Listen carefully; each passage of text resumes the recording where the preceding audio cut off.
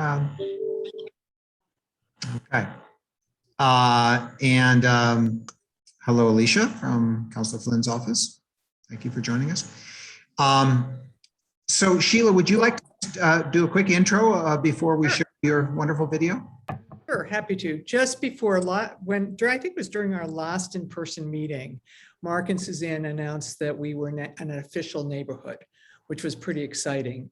When we got locked down, since I have no applicable house skills, including cooking, I started just looking at the neighborhood since, recent move here, all that, and its history, and got really enamored with the pictures and what I did find, and decided to put together a little piece, which you'll see now. And I guarantee you it's a lot better than had I attempted to cook anything. So, so shall we show it? Sure enough. Here, Tom, watch this. Okay, so let me just make sure I'm doing this. Can you remove this meeting is being recorded? Yes, can I? It's in the middle of the screen. You can move. You move. I think you can accept it. Just have to click just say Oh, got it. Okay. Suzanne, you accept it. Okay. Oh, I have to accept. Oh, got it. Okay. Tell me if you hear this. We can't hear anything. Still no? Hello. Can you hear it? No. No. Okay. All right. There's. I had it. It was there. There was a bit there. All right. It is slow. It starts out really, really Low. low. Okay, wait a second. I think if you turn your individual volume up, I did that. I started to hear it, but then talking is too loud. So everybody has to stay quiet. Yeah. Or mute themselves. You. Okay, here we go. Can you hear it? Yes, with the volume up. The background, yeah.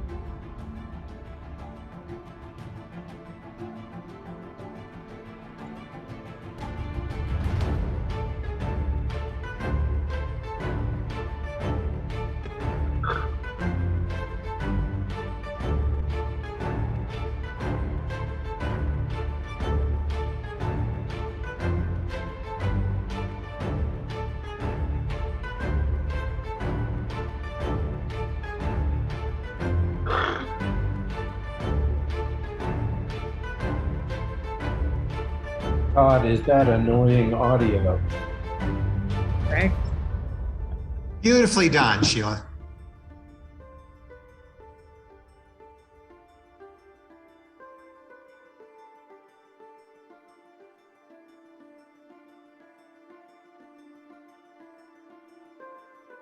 There we are.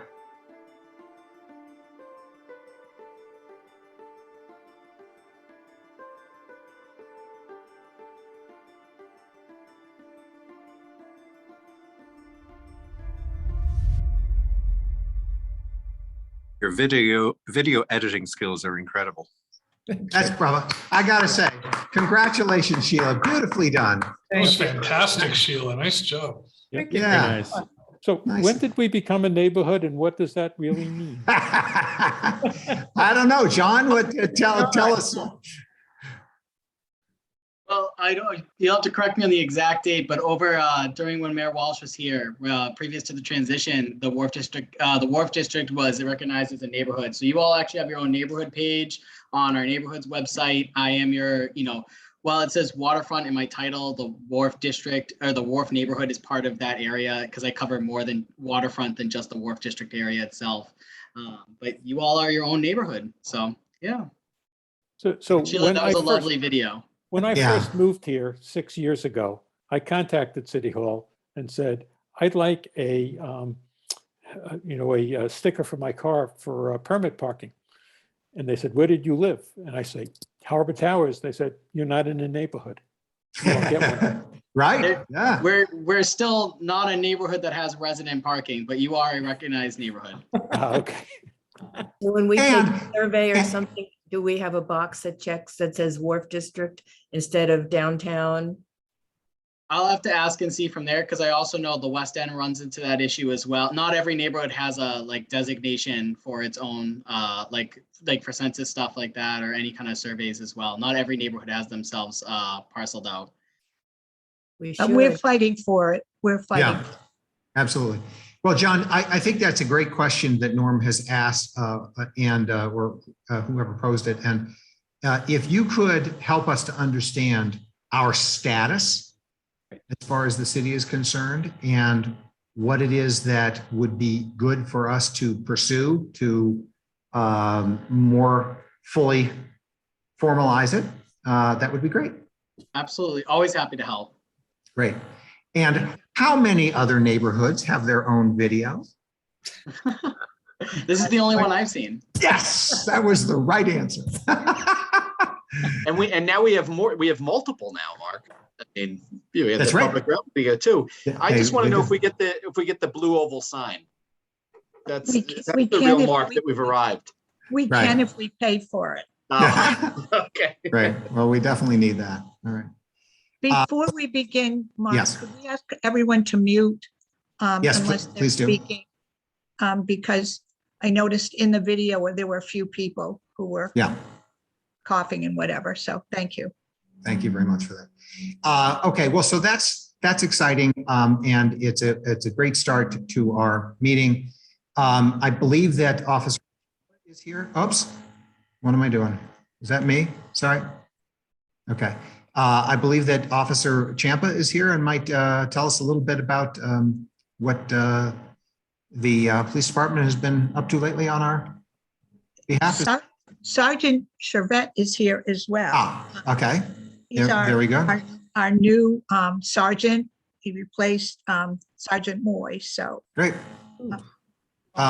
Who of you would like to update us? So I'll start. I just wanted to say thank you for having us at this meeting. I'm Paul Chervette. I'm the new CSO sergeant, but I'm not new as far as I've been here about 2 months now, but the first time with this meeting. And thanks for having us. I'm a 26-year veteran of the Boston Police Department.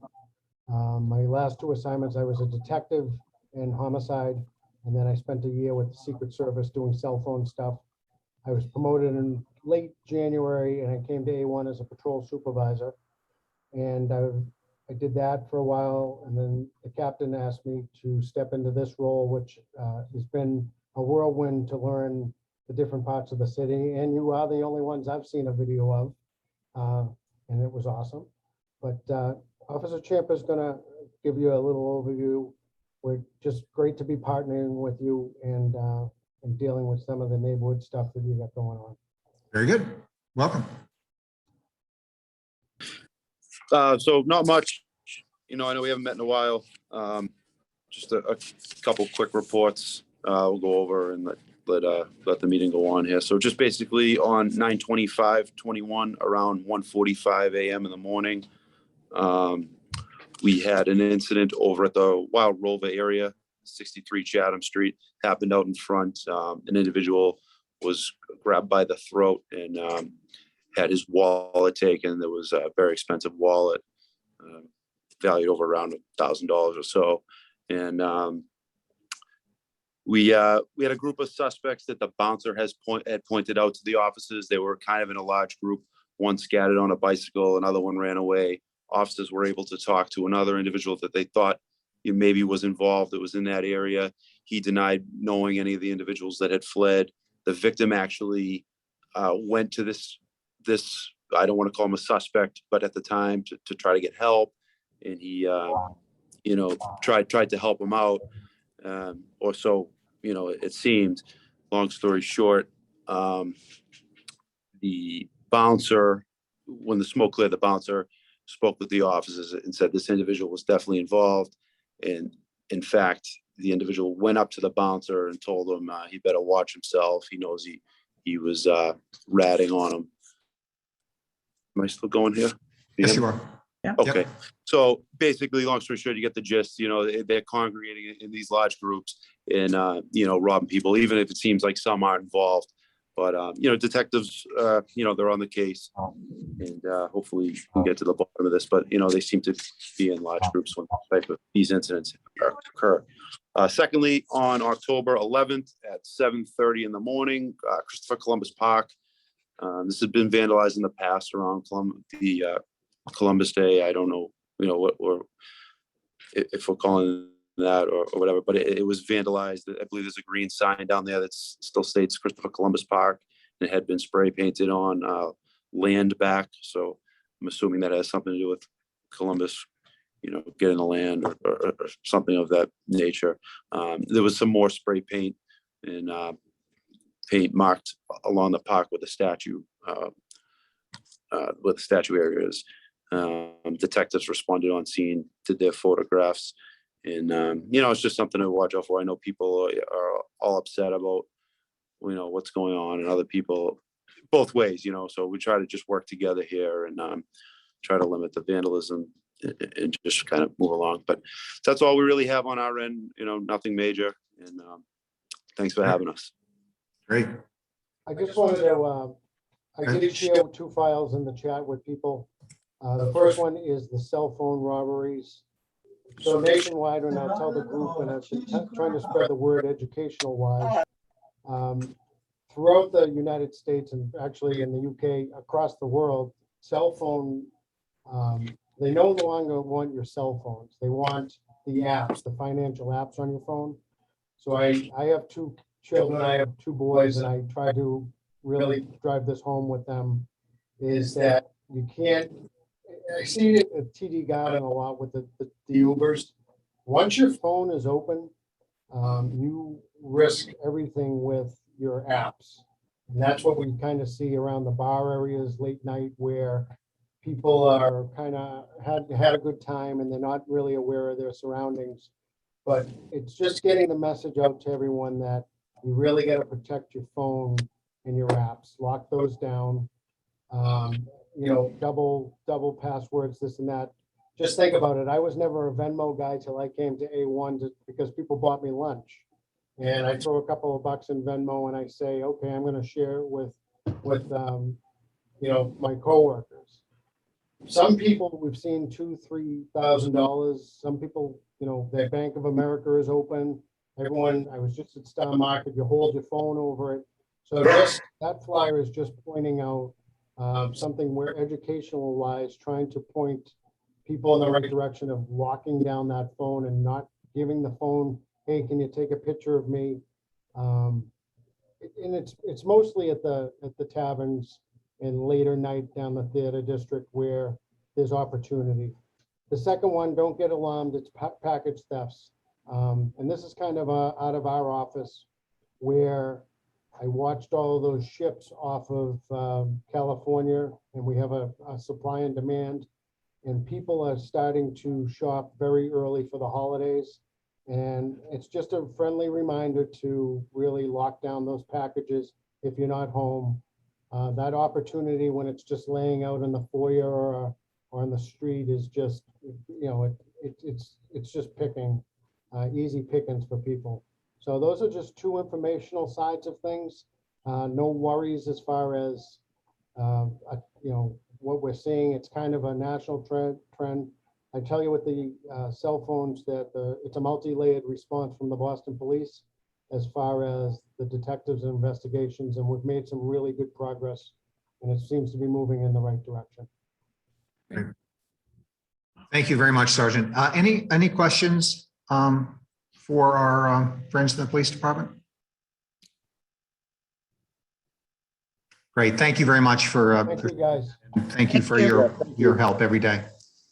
I am pleased to say that we have a couple of candidates joining us this evening. City Councilor at Large candidate Ruthzee Louijeune, and I think also state Senate candidate and City Councilor Lydia Edwards. Are both of you here at the moment? No, Lydia will be here around 5:30. Okay, fine. Well, let's have this opportunity, Ruthzee, if you would like to say a few words to the folks of the Wharf District, we would be delighted to hear from you. Thanks, Mark, and thanks everyone for giving me some time to speak before the Wharf District Council. My name is Ruthzee Louijeune, as Mark said, and I'm running to be one of your 4 at-large city councilors. I apologize. I did try to make it to the last in-person meeting over at the hotel, and I just had a crazy day and missed the entire thing. Was able to say hi to some of you and meet some of you in person. For those I haven't met in person, I look forward to the next time that we're able to safely gather in person and I can meet the rest of you. But I'm very excited to be running for Boston City Council at Large. And I'd like to start off by saying I'm running because there's an incredible urgency to the issues that we face as a city, especially as we're coming out of this pandemic. And I'm ready to meet that moment with my passion, my skill, and my experience.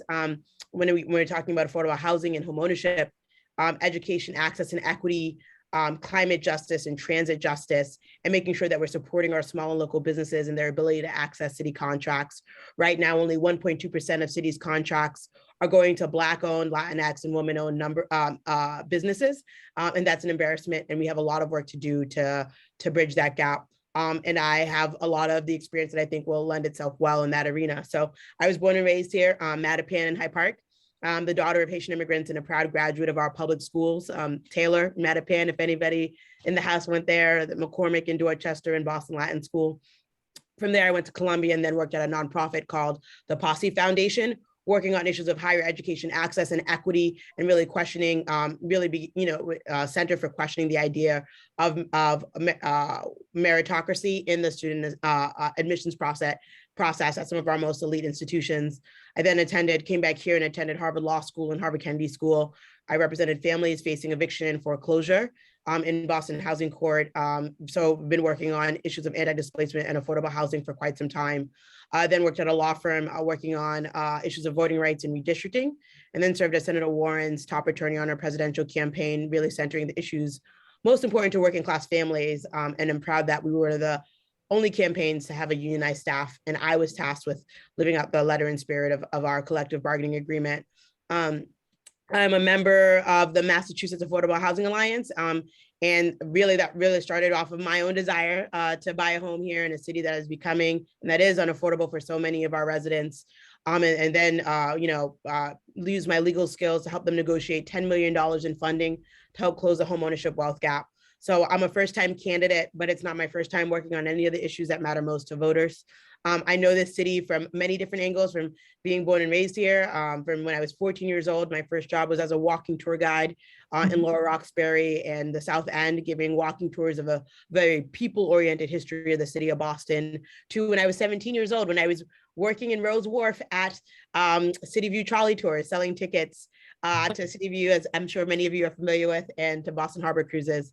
So this is a city that I love very deeply, that I care about. I've seen a lot of what Boston, the bad of Boston, a lot of how we grapple with power, how a lot of groups have been historically excluded from power tables because they don't speak the right language, or because they don't have the right color skin, or they right gender, or whatever have you, to a city where we are now talking about the number of women of color that we are possibly going to be electing. So I'm very excited in where Boston is and what Boston can become. And I want you to know more than anything that I show up. I'll show up when you call, when there's a meeting, when you have an issue, whether it's these big policy issues that I talked about. I know that climate change is something that's deeply important to residents who live down in the Wharf, or whether it's issues such as traffic, or a neighbor suffering from food insecurity, or just needing someone to respond to sanitary issues, that I'll be there. I'll be someone that you can call as your at-large city councilor. I believe that running at large means showing up in every neighborhood. And so a stat that I mentioned that no one else really cares about, but I think I mentioned it because of how important it is to me. I showed up personally in every single neighborhood to collect signatures during the signature collection process, because I believe running at large means showing up in every neighborhood. So I promise to do that.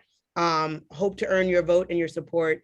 I'll be the 5th name listed on the ballot. I came in 3rd during the preliminary among 17 candidates and 1st among the first-time candidates. Really excited about language access. I'm Haitian and would bring, Boston has a 3rd largest Haitian diaspora, and that hasn't translated to political power. And so, or representation. And so that's not the only thing I bring to the table, but it's an important part of what I bring. So I'm excited to be before all of you. I'm going to stop talking. It's something that I'm too good at. And I'm going to let you guys ask questions if you have any. So thank you so much, Mark, and everyone that made this happen. Great. Ruthzee, thank you very much for joining us. It was a pleasure to meet you in person at the last event, and I'm delighted that you could come back for this one anyway.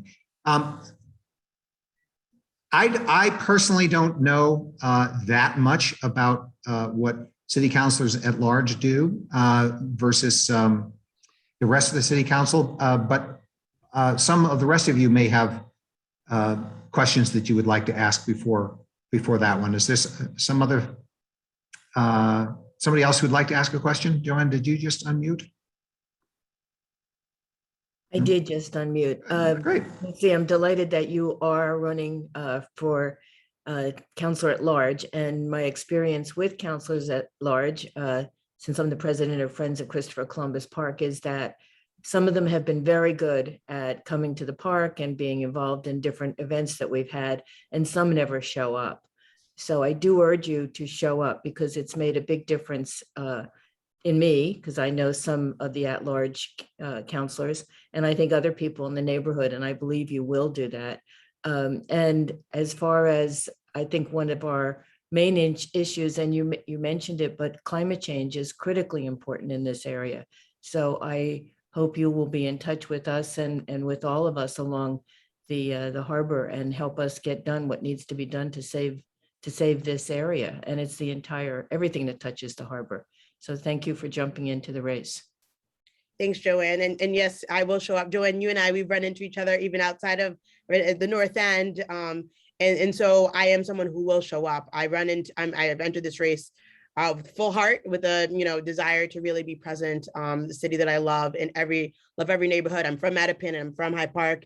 There are neighborhoods in the city that are often overlooked and underserviced. And so, of course, there are certain neighborhoods that need, I think, a lot more tender love and care, but that doesn't mean that I'm not going to show up in every single neighborhood. I've been doing it throughout this campaign, and I'll continue to do that when I'm elected, God willing. So I will show up. And then I know that the Wharf District Council has a task force on climate change, and would look forward to partnering with the task force, to hearing the recommendations on how we combat rising sea levels, about how we protect our tree canopy.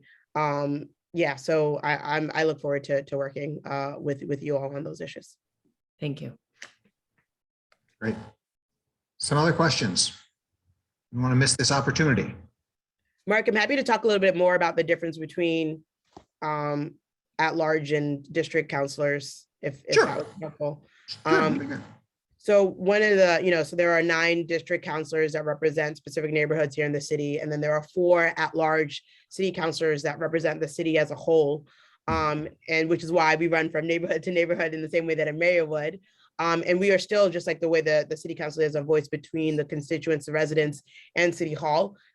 City councilors are that as well, except that they don't have a geographic barrier or one group that they're responsible for. So if there's an issue, you can call your district councilor, or you can call an at-large city councilor. You have not only your district, you have 4 bonus ones that you can call on for any specific issue. Because of the lack of an exact constituency, city councilors sometimes pick policy areas to focus on, and they charge forward on those issues more so than ones that are like constituency based.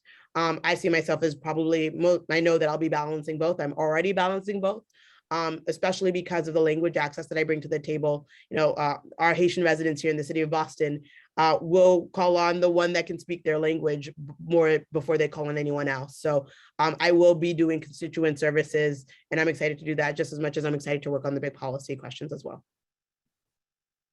I would just like to reinforce what Joanne said about the at-large counselors. To veer off on what she said, I can say that we do not, the Wharf District Council that has not really seen much of the at-large counselors. We have a great relationship with our district counselor, but even though they're invited to our meetings, we rarely, if ever, see an at-large counselor. And if we have certain issues, we don't really seem to have a good, strong relationship with the at-larges on this. They seem to be focusing more on other neighborhoods, if I can be honest with you. Yeah, I understand that. That's an excellent point, Suzanne. It's unfortunate that happens. Mark is someone that I reached out to quite early, and it's someone that I will continue to reach out to quite early. I can't, I never want to overpromise and say that I'll be at every meeting, but I'm just going to reiterate that I feel that I will show up as much as I can in every neighborhood, and that I feel a connection to almost every neighborhood here in the city. So although I think there are neighborhoods that are disproportionately underserviced, I see my role as showing up as much as possible in every neighborhood. Like I was in Charlestown yesterday knocking on doors, and we had an event there. A lot of people told me, why am I spending any time in Charlestown? Why do I show up there? And I say, well, it's a neighborhood of Boston, just like anyone else, like any other neighborhood. And so that's how I approach this work. That's how I approach this campaign. And hopefully that's how I'll approach the work as an at-large city councilor. Thank you. And we appreciate your recognizing our climate resilience task force, and would just like to emphasize the fact that it's more than just an effort to make sure we're protecting our own property values. We recognize our responsibility to keep rising tides out of the fundamental infrastructure of Boston. The electrical grid, the T, the artery tunnel, all that kind of stuff is all in our sluiceway. So we certainly want to support the environmental justice movement across the city, but we also recognize that we are a particularly vulnerable area, and an area that has a huge amount at risk that beyond just our own neighborhood. So hopefully you'll not think of us as being too self-centered as we pursue that. No, not at all. Not at all. Great. Thank you very much for joining us. We wish you the best of luck in your candidacy, and election day is coming right up, November 2nd, 2 weeks from today. So I hope to earn one of your votes, and I hope that you can count on me as someone who will show up for you. So thanks for the time. Early voting starts this Saturday for anyone who wants to get out and vote early. And so you can, I'll put all my information in the chat, my contact information, my Twitter, Facebook, Instagram are all the same, Ruthzee for Boston, but you'll have my email, you'll have my phone number. So save it so that I can make good on what I say tonight, that I will show up. So great. Thank you very much for coming. Best of luck. Thanks, Mark. Thanks, everyone. Is Councilor Edwards with us yet? I am. Oh, great. Terrific. Welcome, Councilor. And you're addressing the Wharf District Council. If you'd like to share with us some thoughts, we'd love that. Great. Yes, first of all, I am just honored to follow Ruthzee. I endorsed her. I look forward to being a colleague of hers, maybe at different levels, but I do look forward to working with her. I've been impressed by her, and I know she's one of the hardest working candidates there, and she reminds me in many cases of what I had to do in order to win. And so I really am echoing, please vote for Ruthzee. And just to fill in a little bit of her, the reason why she was in Charlestown is because one of the best neighborhoods in the city of Boston that I happen to also represent too. So just a little bias. It was all love, Lydia. I wasn't trying to, just as an example, by way of example. I know, but it was also, it's a beautiful, quaint, lovely neighborhood that I happen to also represent. So in any event, I am running also to, not only am I honored to serve as a city council, but I hope to be honored to serve as your senator. And I wanted to just quickly just note that. And then I know that my election is coming in December 14th. So I know your priority right now, of course, is Ruthzee, the mayor's election. But just a few points as to why I think it's really important that you consider and start thinking about who your next senator should be.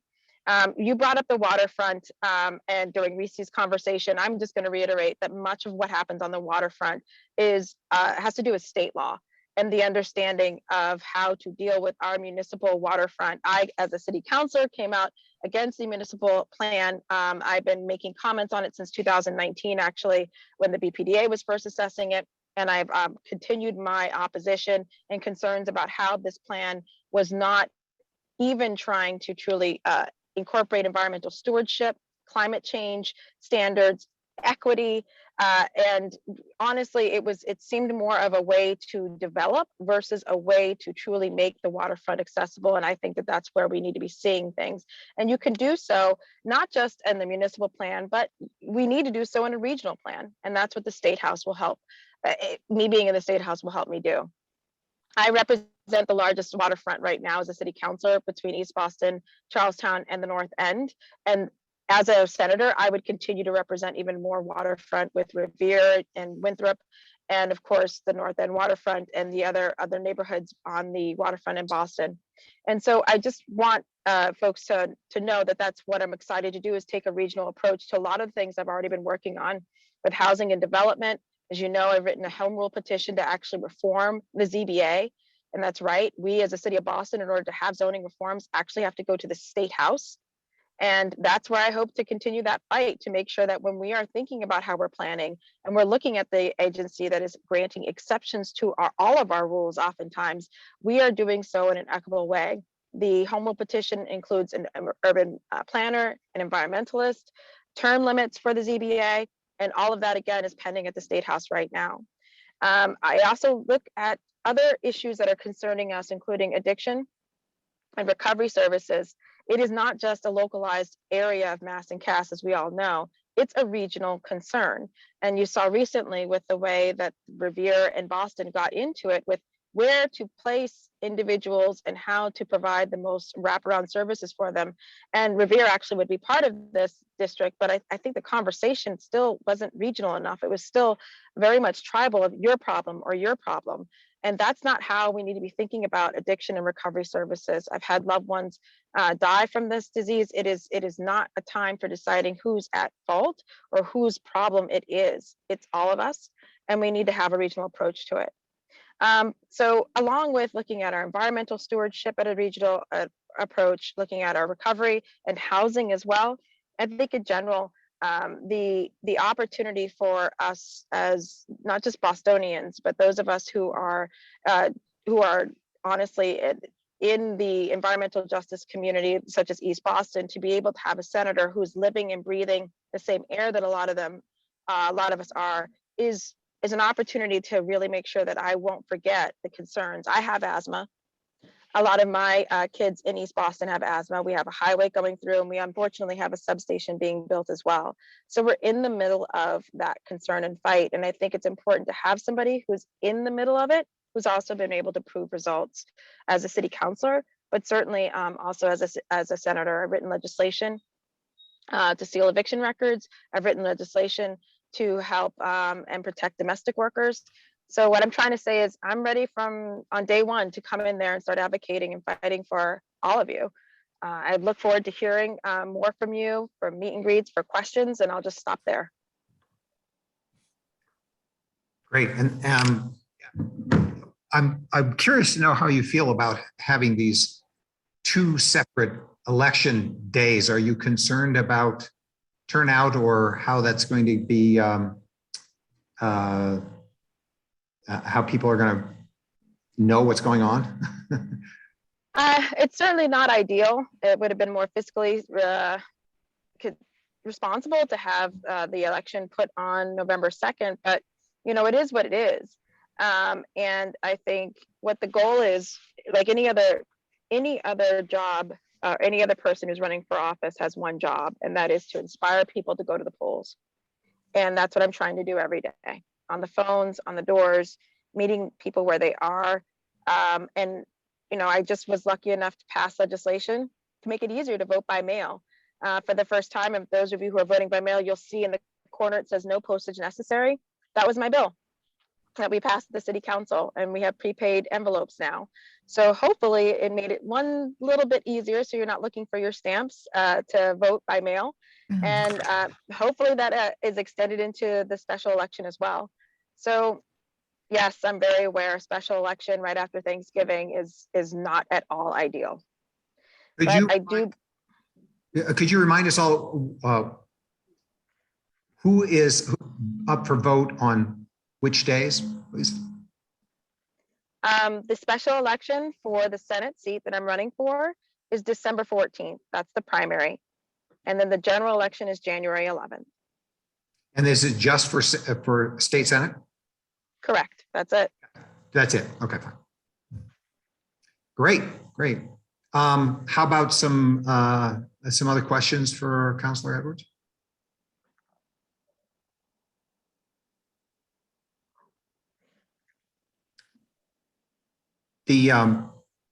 So as a state senator, you have a specific area like the city councilors, or no?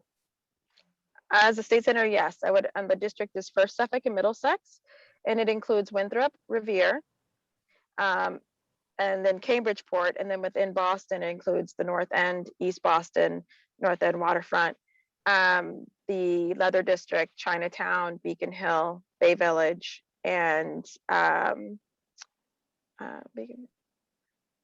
little bit of the South End. Great. And the term is what duration? Well, it's because it's a special election, I would be up immediately for re-election next year in 2022, but normally the term is 2 years. Wow. Wow, that's a lot of campaigning. Yeah. I know. Yeah. Other questions for Councilor Edwards? We're so pleased to have you join us and to tell us a little bit about it. And I have to say, to have you and Ruthzee running for important positions in our community is, as two women of color, is really like really awesome thing to have happen. Well, we are at a historic moment in our city. And I have to say, I'm very excited to be here.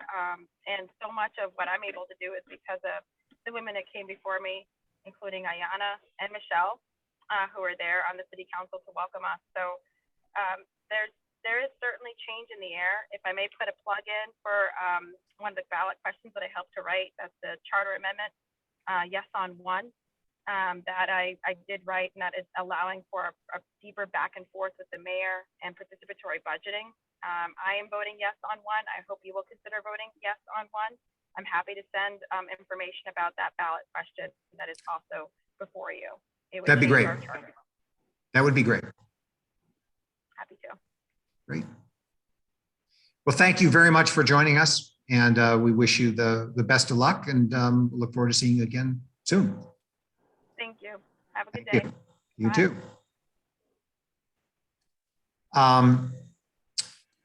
Well, that was exciting to have both of them joining us. We also have the next Joe Christo, who's the Senior Resilience and Waterfront Planner, to give us some Climate Ready Boston updates. Joe, I take it you're there? See, there you are. Yes, right. You're on mute. Hey, Mark. Hey, everyone. How you doing? I do have some slides. Do you want, about how long do I have here, Mark? Let's see, what do we've got?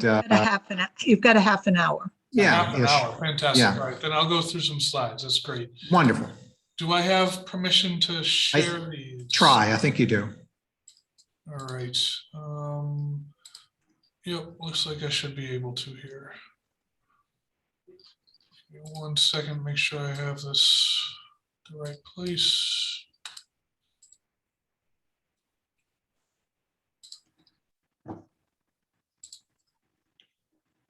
All right. Can folks see this presentation? Yep. Great. I'm gonna try to get it into a slideshow so it's full screen. Is that full screen for everyone? Yep. Excellent. So, good evening, everyone. I'm Joe Christo, Senior Resilience and Waterfront Planner at the BPDA on our Climate Change and Environmental Planning team. We collaboratively with the Environment Department, the City of Boston's Environment Department, collaborate with them on leading Climate Ready Boston.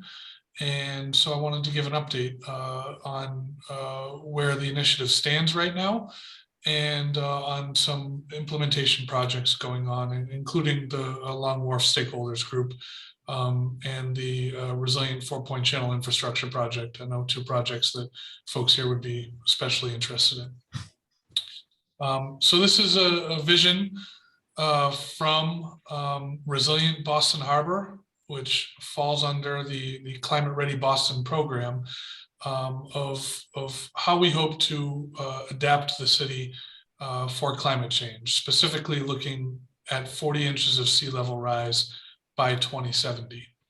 So in the field of climate resilience, there's sort of 2 big areas. One is adaptation, which is what I'm going to be talking mostly about today, and what we focus on through Climate Ready Boston, how we're adapting the city to the challenges posed by climate change. And then there's mitigation, and that is what's managed through the city's climate action plan and Carbon Free Boston. And that is how we stop doing the damage that we're doing to the environment and to the globe, really mitigation. I won't be focusing as much on that today, although both are equally important and complement each other. We'll be focusing on the adaptation here today. It is worth noting that on the mitigation front, there was big news in the past couple of weeks where BERDO, which is a requirement for buildings to report and disclose their emissions and to reduce those emissions over several number of years and get to being carbon neutral by 2050. That was passed. BERDO 2.0 was passed in the city. So that was pretty exciting news on the mitigation front and worth looking into. And I'm sure maybe Suzanne, I could connect you with somebody that could come present on that as well if you'd like at some point. But today we're going to focus on adaptation. So I'm going to go through these slides and leave some time for questions. So this is a pretty cool series of intro slides from our city archaeologist, Joseph Bagley, that looks at land formation in the area we now call Boston, going back about 20,000 years. So we have the glacial period here. And can you guys see my cursor, by the way? Yes.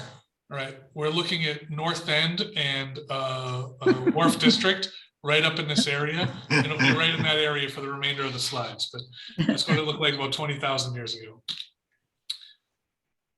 This is about 9,000 years ago. And kind of looking right here. 6,000 years ago, pretty similar. 3,000 years ago, you start to see the city taking the shape that we kind of know it as today. This is 1630, and this is where we see the Shawmut Peninsula and parts of the North End and parts of the Wharf District here. And then the really interesting change that I'm sure you guys have seen this before, but between 1630 and today, as a result of all the landfill that's been done in the city, approximately 40% of our city is landfill. And then, you know, our work is really focused on understanding that history, which is so important, but then looking forward. And this is what these neighborhoods could look like, you know, in 2100 with, this is even further than what Climate Ready Boston projects with 40 inches of sea level rise. I believe this is 60 inches projection during a significant storm event. But it's really interesting, as I always find it fascinating to compare, you know, the original landform of the city, and you'll notice it looks strikingly similar to what the future projections for sea level rise are and where they go. So understanding that history is really important to understand our work and the sort of ways that we can help adapt the city and the interventions that we take to increase the coastal edge that you saw in that first image, where we're creating more green space along the coastal edge and raising it up. So hopefully the city doesn't look like this, and coupling that work with, as I mentioned, at the same time, reducing carbon emissions. So we, stop doing that damage. Here's a brief Climate Ready Boston overview. As you guys know, I think Climate Ready Boston is our initiative to ensure that the residents of Boston can thrive in the face of climate change, both today and in the years to come. It's led by our environment department in partnership with our Boston Planning and Development Agency, and most importantly, the residents of Boston and many other community and city partners. Really looks at 4 key threats: extreme temperatures, extreme precipitation, sea level rise, and coastal storms. I'm going to be mostly focusing on these 2 here today, the sea level rise and coastal storms, although there's really important initiatives under Climate Ready Boston focusing on extreme precipitation and extreme temperatures, especially heat as well. These are the reports that have been done to date. All of these reports are not meant to sit on a shelf and get dusty. These are our action plans. These are our to-do lists. Each one of these reports has a series of actions that we're focusing on and working on implementing. And the last part of this presentation will show a few select implementation projects. But each one of these is our to-do list, from the initial Climate Ready Boston report in 2016 that really launched the program that I'm talking about today, to Imagine Boston, Resilient Boston, which really focused a lot on social resilience. And then we started our Coastal Resilience Solutions series, which are the neighborhood-based reports of the Climate Ready Boston program that really show in-depth details on what the vulnerabilities are and what the recommendations are for each neighborhood. So first one was East Boston and Charlestown. Moakley Park Vision Plan is kind of part of that too. Dorchester was in 2020, South Boston was in 2018. Dorchester in 2020, and also most importantly for this group, downtown and North End was in 2020 as well. And I believe that I've come and presented to this group specifically on that report before as well, but going a little bit broader today. We also have 4 ongoing initiatives: the heat resiliency strategies that I mentioned, East Boston Resilient Design Options, which I'm going to talk a little bit about later on in this presentation, East Boston and Charlestown Phase 2.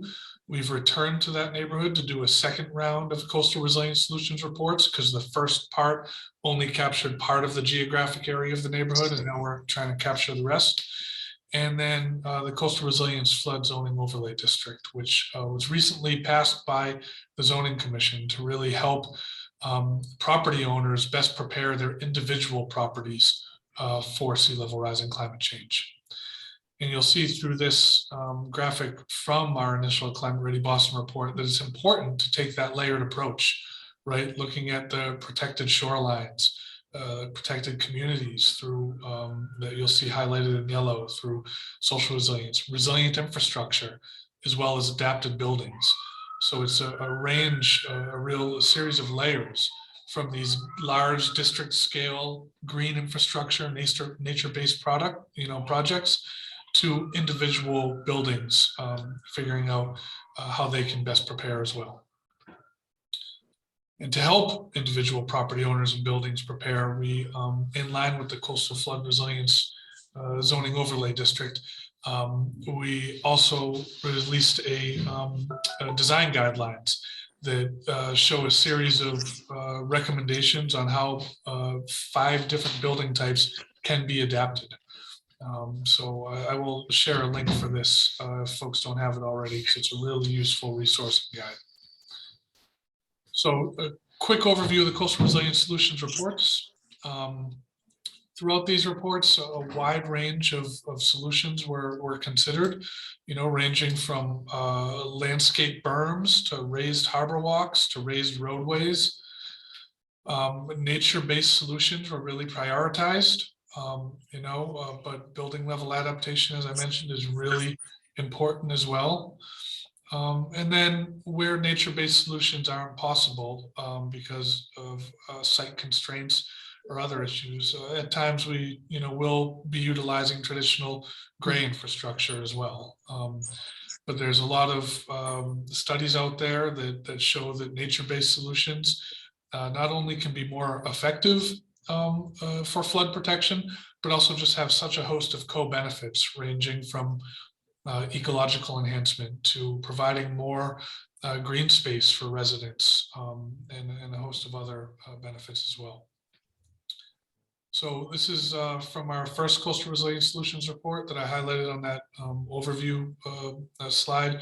East Boston kind of shows, where the vulnerabilities are. And then we kind of show what the recommended approaches are. And this is the sort of theme for each of these reports. And, they end up, as I mentioned, crafting a timeline and a to-do list and an estimated, project cost for each neighborhood as well. Those project costs for each neighborhood, roughly end up at around $500 million per neighborhood. We've got 70 projects recommended through the Coastal Resilience Solutions reports thus far, totaling around $2 to $3 billion. So Charlestown was also 2017. Same thing, showing where the key vulnerability is, as well as what recommended adaptation solutions are.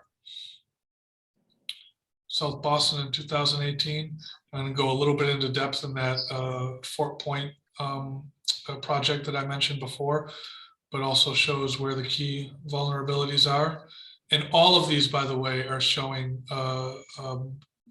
40 inches of sea level rise with an extreme storm, which is what we plan all of these reports around, and we expect to be in 2070 or sooner. We of course focus on adaptation beyond that amount of sea level rise and beyond that time frame, but that is sort of the stick in the sand that we've put for good planning throughout the city. And these are some of the recommended alignments and adaptation solutions in South Boston.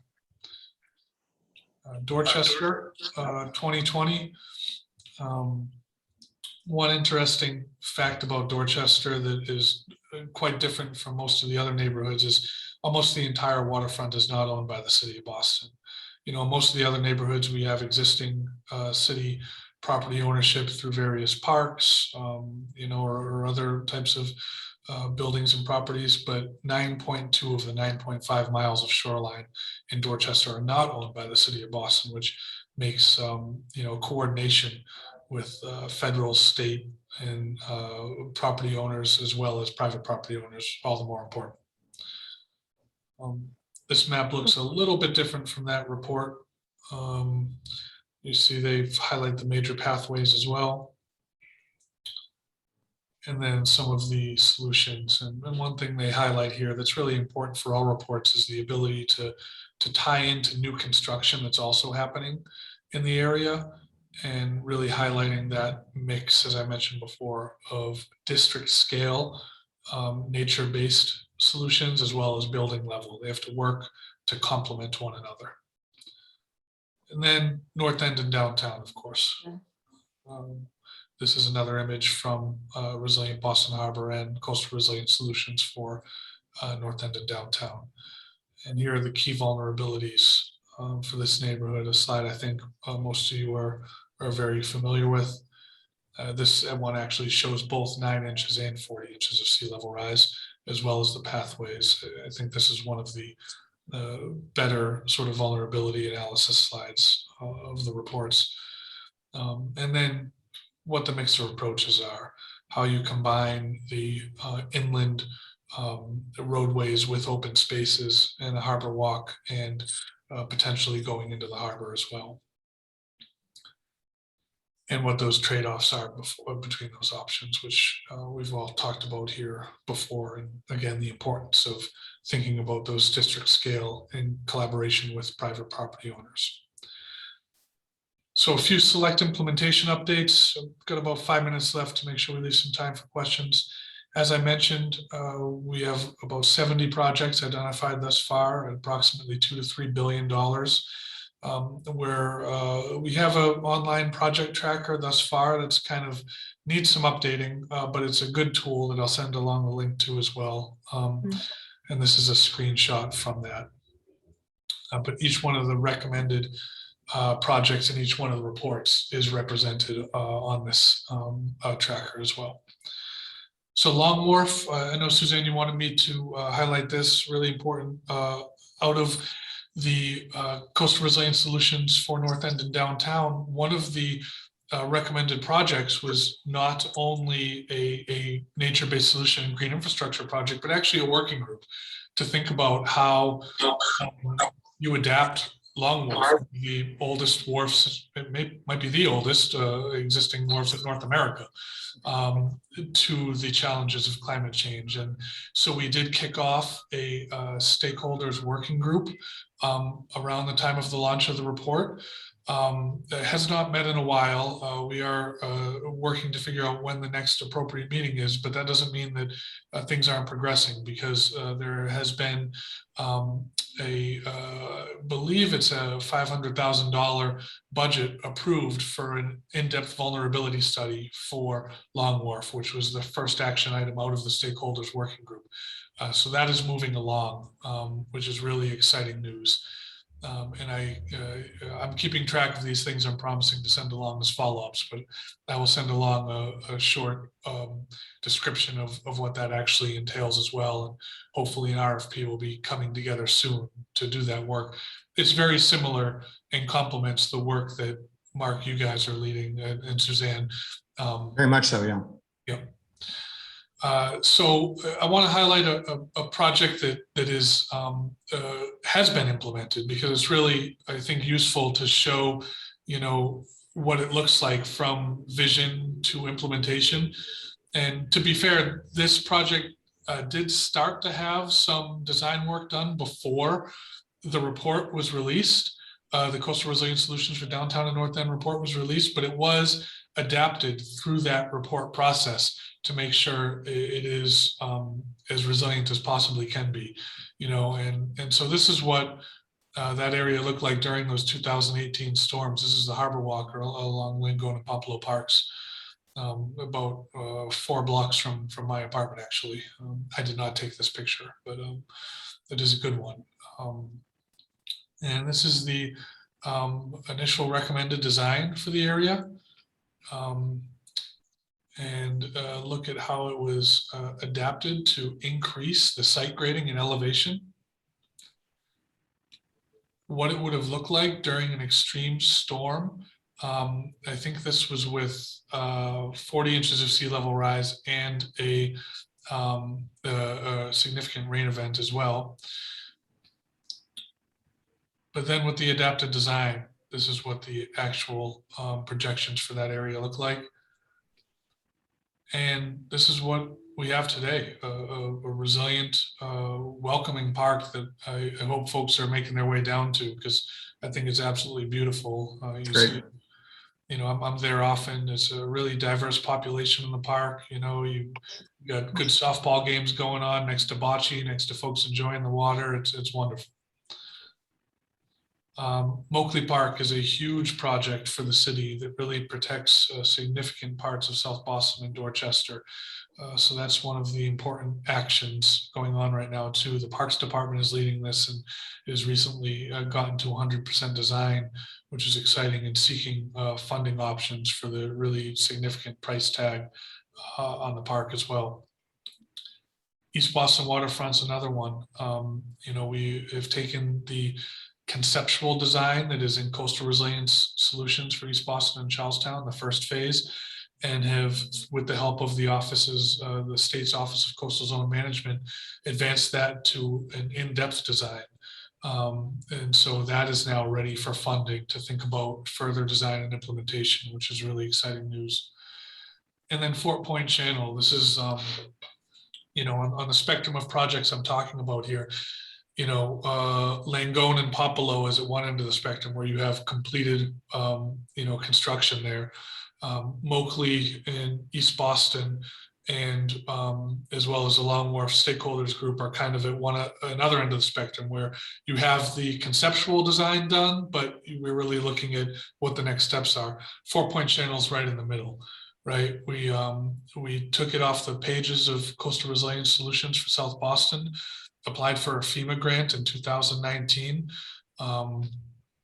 That was in January of 2019.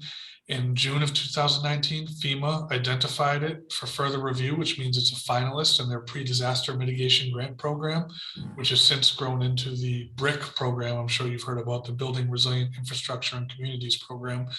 And so it was selected as a finalist in August of 2020 after significant requests for information and site visits and all sorts of additional information we've been working with the federal and state government on. It was approved to move towards an environmental assessment, which was great news. COVID slowed the process down a little bit, but we are in the process of doing an environmental review and environmental assessment for the project area now. And the hope is that once that's completed, the federal government will be sharing their $10 million of funds to be obligated to the project. And we have $10.5 million as our matching funds built into the city's capital budget as well. So we really hope to be beginning design sometime early next year, and hopefully construction in early 2023. It's just some information on the environmental review scope and the selected consultant who's working on that with us, Woods Hole Group, a team I'm sure you're familiar with. This is in-depth pathway analysis. You know, we showed that at the neighborhood level from each one of the reports. This is going in a little bit closer for some neighborhood, and sort of some inspiration images for what we think this project is going to look like. It's really a 2,300 foot long linear feet elevated berm along the eastern edge of 4-point channel. And this kind of shows exactly where that is, starting at the edge of the 15 Necco Street project and going all the way down to Dorchester Avenue. The green segments are the elevated berm. That gets about between 3 and 4 feet higher than the current, where the current site grading is at today. But in that segment too, we actually have to transition to an elevated seawall because of site constraints. As I mentioned before, sometimes site constraints cause you to have to rely on gray infrastructure instead of green. And this is an example of that. So it's a pretty unique and innovative design that goes from green to gray back to green. And this is kind of what the green portion of it looks like. And then we kind of have some engineering drawings that kind of show what that berm looks like. This is reverse orientation. You have the water on the right side here, and then it's on the left side here. And then this is what the elevated seawall looks like as well, with the harbor walk on top of it. Again, with the water on the left side on this drawing. And that's it. Great progress. I have a couple quick questions, Joe, if I may. First of all, I think I know the answer to this, but I would like to hear you say, what is the elevation that we need to be focused on raising the barrier to? It differs neighborhood by neighborhood, of course, based on topography and you know, what the flood pathways are. That's why I went in depth to show each one of those neighborhood-based flood pathways. But based on the Boston Harbor Flood Risk Model, which is the basis for Coastal Resilience Solutions for downtown and North End, I believe, and I'll double check this, I should have checked this before I came, but it is 20.5 or 21 BCB is my understanding. I thought it was 22.5. So if you could buy that. I will go and double check that because it does differ significantly from neighborhood to neighborhood. So how could that be? The ocean is the ocean, right? It is, but it's not, because the flood pathways differ. based on what the topography of the area is and how the ocean, how those flood pathways are actually coming into neighborhoods, right? Like if you, picture how at the backside of East Boston, around Chelsea Creek, that flood pathway and the depth associated with it is significantly different than at the open ocean waterfront on parts of South Boston. So that's why you don't have a consistent design flood elevation throughout the city. And my next question is, whether you have these green solutions and wave mitigation, all that kind of stuff, which is great. That's really how you deal with the edge condition, but you still have to reach whatever elevation you need to get to be able to keep the water out, right? Correct. I mean, the goal is though to do both of those at the same time, right? Right, sure, yeah. The edge condition hopefully gets you to that elevation that you're keeping the water out at. But I mean, Harbor Towers is a good example. You don't have enough room there to have a gradual green approach that will get you to the elevation you need to be at. So you need to couple that with gray solutions there, right? Like it needs to be a mix of both. Yeah, but you still do need to get up to that elevation. You can't just make it green at the edge. Of course. No, the goal of all of those green edges are to get to that design flood elevation. I think that's an important thing. I think, Joe, that we are about to send out our RFP to engineering firms for the Climate Resilience Task Force study. We are sending it to all the expected characters. And I believe you got a copy of the RFP that we're putting together, and we look forward to if you have any comments on that. But just so that everybody knows, we're very much looking forward to coordinating with you and your team on that study, which we hope to get started in the relatively near future. We're going through the selection process for the engineers, and then by the time we actually have the money, we should be ready to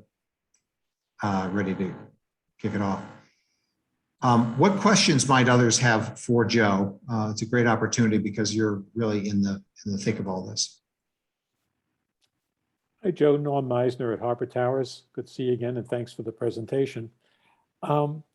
So given what Mark just said about the Climate Ready Task Force RFP that's about to go out, how would you envision incorporating the results of that into the work that you're doing? Does it speed up getting solutions for our neighborhood? And what do you think the impact can be? It's a good question. I think the impact can be significant because once you have gone to that level of analysis, I think you are better prepared to be seeking funding, right? Because funding is what is important for all of this, and you need good foundational information to be able to make a compelling case to those prospective funders, whether it be philanthropic or government or other. So I think that it better prepares the area for funding opportunities, and B, it really helps figure out how it fits into other district scale solutions, whether that be at Long Wharf or elsewhere throughout the neighborhood. So I think it's really valuable in both those ways. Great. And how do you see what do you have as the time frame for the Long Wharf study? You know? I don't know yet. I need to check in with the rest of our team on that. I know we have as I mentioned, the funding approved for it, but we haven't gotten the RFP out the door yet on our end either. So, I mean, I don't really want to put a timeline to it, but I would not I hope the RFP is going out this year. And I would guess that, much of 2022 would be focused on that work. Great. Well, do please take a look at the RFP as our draft that we're about ready to send out. We want to make sure that we do mention coordinating with the Long Wharf study. Whether the timing is perfect, I don't know, but we certainly want the scope to double as best we can. Yes. Sure thing, we'll do. Yeah, Wes Stimson at Harbor Towers, also on the task committee. With your studies for the Long Wharf, and we also understand there's one going on for Christopher Columbus Park, go to the 2070 criteria, or are you going to a lesser criteria? The 2070 is the benchmark that would be going for. Okay, thanks. So, and I know I've mentioned this before, and good to see you, Wes, and you too, Norman. But we try not to peg it to the year. We try to peg it to the level of sea level rise. So we say 40 inches is expected in 2070, but it's really 40 inches that we're planning for, because if that happens in 2060, we want to, be prepared. Good. All right. Yeah, I understand. Yeah. Yeah, if you could just follow up as clearly as possible what your forget about the year, as you say, but what's that elevation that we should be shooting for? Because that's a critical part for us to understand, because it doesn't do any good for us to be either higher or lower than the area around us. 100%. You need to have consistent line of defense there, or else one area of vulnerability can cause an area that has built something along the water's edge to still be just as vulnerable, because the water will go around it, right? Joe, one last question for me anyway. There's been some suggestion that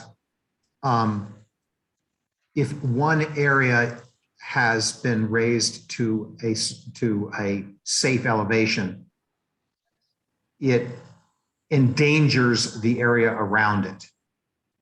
And I don't understand that. It seems to me that lower areas are more vulnerable and higher areas are less so, but that it's, you want a district-wide solution, but we need to go ahead and get going, as opposed to be concerned about somebody being in a worse position because somebody else is higher. Yeah, that's a fair point. I mean, there are coastal flow, dynamics that can be challenging at times, and you see this more in sort of rural areas and wetlands than you do in urban areas. But we do not want that concern to preclude good work from going forward. And there is a policy in place. It's called the Policy for Climate Resilience with the city's Public Improvement Commission, that does say that when implementing projects, you do need to study them to make sure that the public right-of-way is not negatively impacted, right? And so if you're making sure the public right-of-way is not being negatively impacted by that project, then you're also essentially making sure that your adjacent properties aren't either. So it's an important policy tool to really make sure that when coastal resilience projects or any other type of project is being designed, that it is not negatively impacting adjacent projects or the public right of way. There are instances where, yeah, that could happen, which is why we crafted that policy. But again, it's I think it's limited within an urban area as opposed to how you'd see it playing out in more rural and coastal wetland areas. Joe, thank you very much for the update. It's great. You're always welcome, and it helps us to know where we're headed. Okay, I just have a quick one. Yeah, maybe not a quick one. Joe, you mentioned the $2 to $3 billion of funding.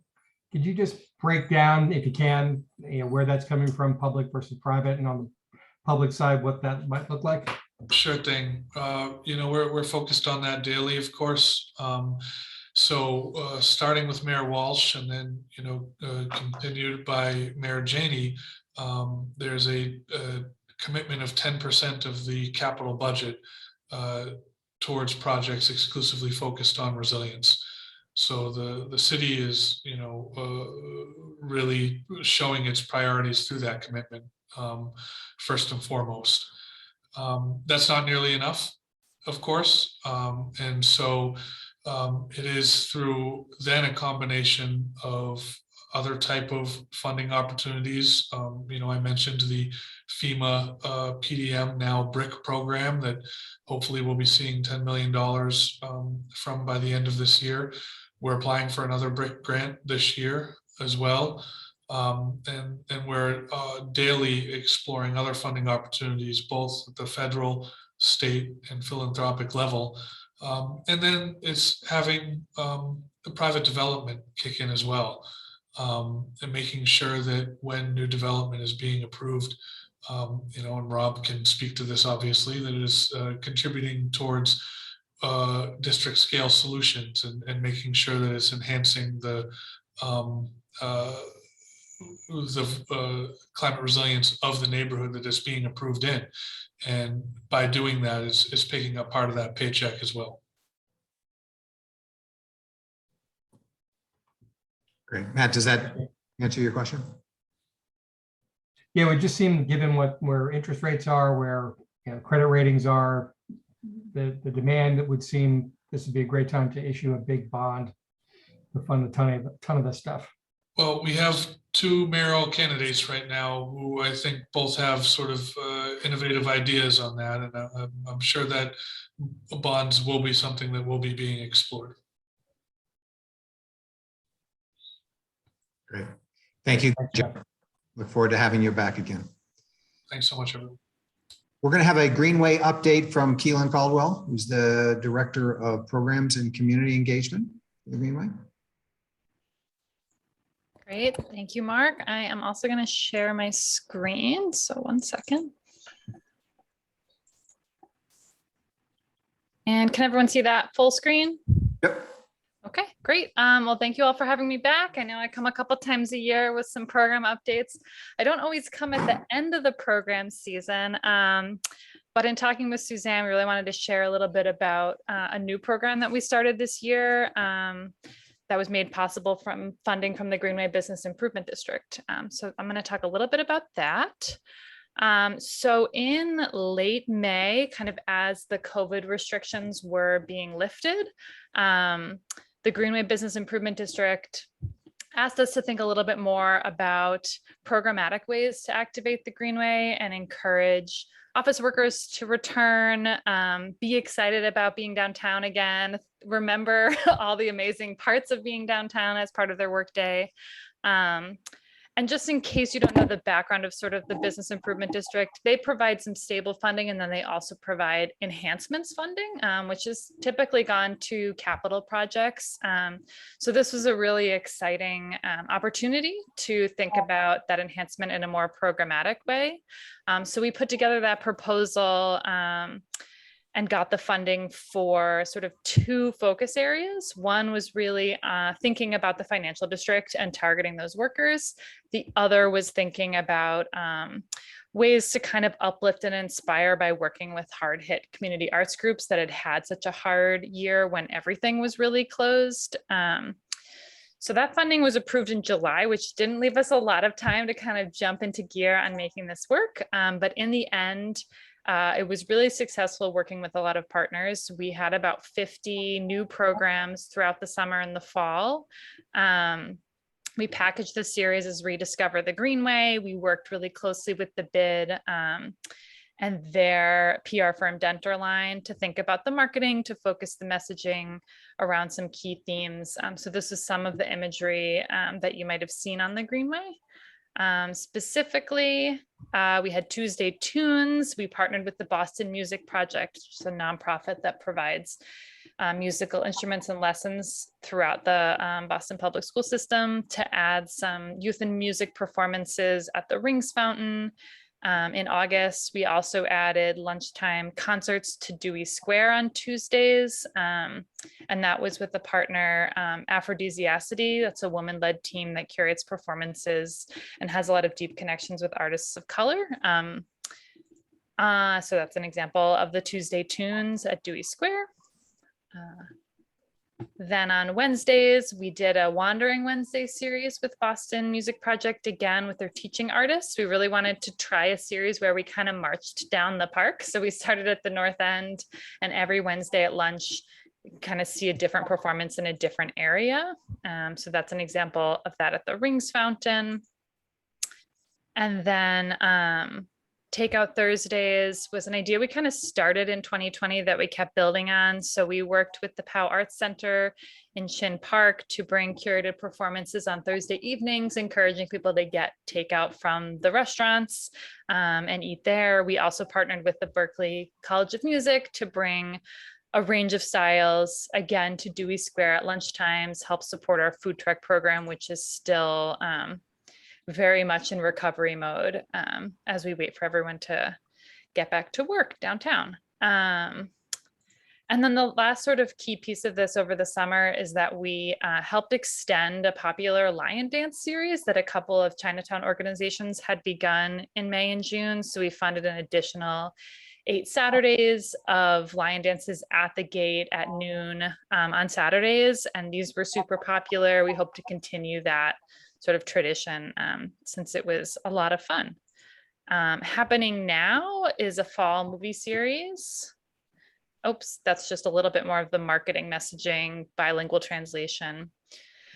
Happening now is a Halloween movie series. So working with the city of Boston to use their screen, have them set their screen up and really focus on, again, this is at Dewey. We haven't done movies there before. It's right at 6 since the sun is setting so much later. So people that might be downtown, giving them a reason to be excited about staying around, grabbing some dinner and checking out a movie. In particular, the last one, Hocus Pocus, Boston Public Market's going to be there with like cider and donuts and things like that. And City Winery is also at all of these. It's a roped off area. So if you've ever dreamed of lying on the lawn watching a movie with a glass of wine, you have a couple more chances here. And then we do have a couple things coming up for the winter. We're looking at doing some caroling programs with professional carolers through NEMPAC. And we're also hoping to be part of the ice sculpture stroll that Boston Harbor Now organizes, and bring back a couple more of those lion dances for sort of holiday shopping season in Chinatown. So overall, we worked with a lot of partners that we had worked with in the past, but never had the funding to kind of pay for a big series. And we thought it was really successful. I'll say that this was sort of a special infusion, special enhancement. So while we probably won't bring that same type of series back next year, I did want to talk briefly about what we have been working on, which is a really exciting dance series. So this is an NEA grant that we applied for. We're also seeking funding from some other partners. And the idea would be to build off the site-specific dance commission we did as part of our 10-year anniversary and expand that to a cohort of 3 to 6 choreographers, dance companies, representing a big diversity of artists to both provide some more targeted training on site-specific dance and then pair them with locations along the Greenway for their rehearsals, which would all be, in public, and then culminating in, a series of performances, likely July, August, September on the weekend. So each dance would be performed, one weekend in a row, and then the final weekend would be all the dances together. And then just a really quick note, because this is happening this weekend, we do continue to work with brand activations that we feel like bring something really interesting to the park. So if you're around this weekend and you ever wanted to do a rock climbing wall on Rose Wharf, there'll be one there this Saturday and Sunday. So that's kind of my presentation on what we've been up to and what's coming up in the future. Maybe I'll pause there and see if anyone has any questions.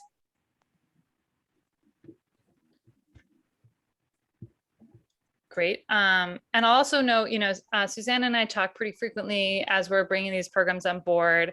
I'm very aware of, not creating a lot of extra noise and activity and spreading that out among all the park.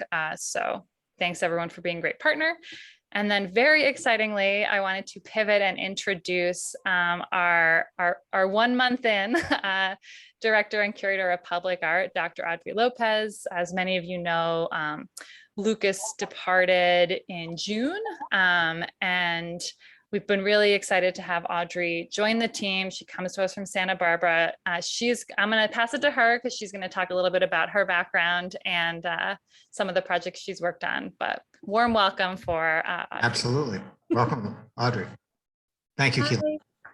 Hi. Thank you so much for having me here, and thank you, Keelin, for the introduction. If it's okay with you, I'd love to share my screen and just share a few slides with you. Please do. All right, thank you. Let me get this going. I also want to say I'm very excited to meet all of you in person. I've met some of you already. I also want to say hi to Bob and Doris Gordon, who I spent some time with last week, and I'm just really looking forward to meeting all of you in person. So I just wanted to share a little bit about my approach to public art with you all. Lucas left some huge shoes to fill, and I feel super excited to be here at this moment with the Greenway, building from the program that he built and got going here, and the kind of reputation that he built for the Greenway here in Boston. So I am a curator, scholar, and educator who works at the intersections of public art, installation, and social practice. I'm originally from Maryland, so from this coast. I grew up on the Chesapeake Bay. And I just recently lived in California for the past 12 years, but before that lived abroad in Spain, South America, and Ghana. So all of that to say, it's been a very long path to get here in Boston, and I'm really excited to have landed here and happy to be thinking about the kind of next generation of public art on the Greenway. In the past, I've worked for different institutions on the West Coast, the Museum of Contemporary Art, Santa Barbara, where I was really working with large-scale installations and outdoor spaces. So bringing contemporary art and design outside of museum walls into public spaces where people can interact with it. This was a pavilion or a pop-up pavilion that was designed by an architecture collaboration named Sports, who are based in Syracuse, New York. And this actually moved across to 6 different sites in Santa Barbara. So it was really exciting to kind of, it was a modular piece, so we could formulate it in new configurations each place it went. And it became kind of this vibrant beacon for people to come and enjoy a performance, hang out, bring their dog, bring their partner, and really kind of began to create energy in these kind of underutilized public spaces. Another project I was excited about in my recent role with Santa Barbara County Office of Arts and Culture, where I was a public art and engagement curator, was to bring Tom Fruin's artwork out here. So a New York City based artist, where we also moved around to different sites in Santa Barbara. So again, activating it and having people be able to enjoy and encounter artwork in their everyday kind of life activities, but to really be able to engage with the art again in that public space. I've also been working on an exhibition for the Getty Foundation coming up in 2024 as a co-curator. So my role is minimal, but it's working at the kind of intersection of contemporary fiber art and textiles, as well as indigenous practices of textiles from Oaxaca, Mexico.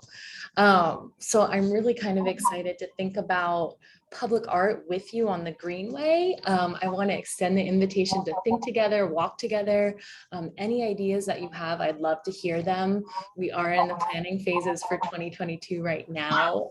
It's been amazing to meet the team at the Greenway, to work with Keelin and Sheila and Chris and Alex, and to just be able to be in conversation and collaboration with them. So I look forward to that relationship for us as well. And so I just want to say thank you so much for having me. And I do look forward to the time when we can meet again in person. So thank you so much. And I included my email here in case you do want to send me a quick note. I'd love to meet for coffee at any time. So thanks a lot. Terrific. Thank you very much, Audrey, and we look forward to seeing some exciting new artwork and a continuation, as you say, of a wonderful tradition that our friends Doris and Bob have been such a big part of. So congratulations and welcome to Boston. Thank you so much. We have a presentation now by the High Street Cannabis Group. I guess, Leslie Hawkins, are you presenting? Is that correct? Yes, I am, Mark. Thank you. Do you mind if I share my screen? Go right ahead. Right.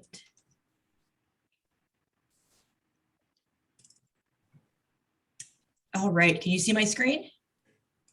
Yes. Yes. All right. So thank you very much. And we greatly appreciate your time.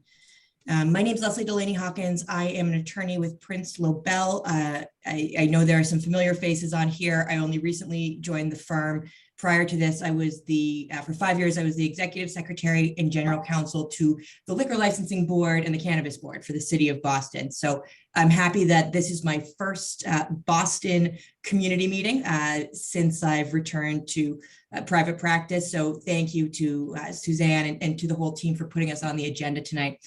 I really appreciate it. So as Mark said, this is a presentation from High Street Cannabis Group. We are a Boston certified equity cannabis group who are looking to site a retail recreational cannabis dispensary at 200 High Street in a space that was formerly occupied by a bar and lounge. And before I get into introducing the team, I do want to just note, because Suzanne and I had talked about it, and we've reached out to the elected officials. We are aware that there is a buffer zone here, right? We are within a half mile of other approved existing cannabis establishments. And as this group knows, what that means is that we actually have a higher threshold to meet with both the BCB and the Zoning Board of Appeals. And one of the things that we want to highlight tonight is that we actually think this location, even given those other establishments, is still a very good location for a number of reasons, but including the fact that we're kind of on that outer edge, moving towards the North End, the Seaport, South Station, other areas where there currently are no cannabis establishments, and there are also no pending applications for cannabis establishments in those areas.